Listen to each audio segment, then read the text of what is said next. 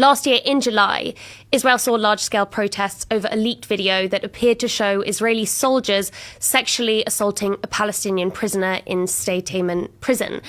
But while many Israelis were outraged by the attack, there were crowds of others who stormed the prison, as you say, Katie, not in protest of the attack itself, but in protest of the arrest of the soldiers who committed or allegedly committed it.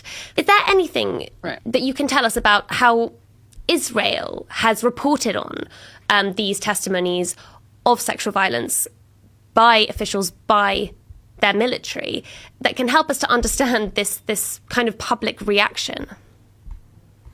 Well, I think that's actually not even a question of how they reported on the sexual abuse or violence. I think the reason that they were able to cover the sexual abuse and violence in a way that Western media was not able to is because they have so dehumanized Palestinians generally and through the media that it's actually acceptable to, in some ways, to do what they're doing to prisoners. In this particular case, you had a member of the Knesset saying it was legitimate to insert objects into someone's rectum. So you had a member of the Knesset publicly justifying what had been done, allegedly done to that prisoner. And I bring that up because, again, this speaks to the honesty that is sometimes applied in Israeli media that's not applied in Western media, precisely because although we in the West have had politicians who've said disgusting things about Palestinians, here we should turn it into Hiroshima, flatten it, turn it into a parking lot.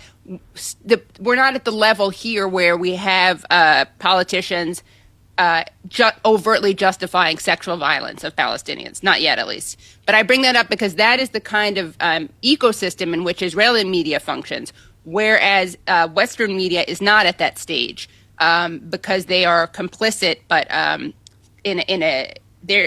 complicit but not explicit about the sexual violence that's being committed.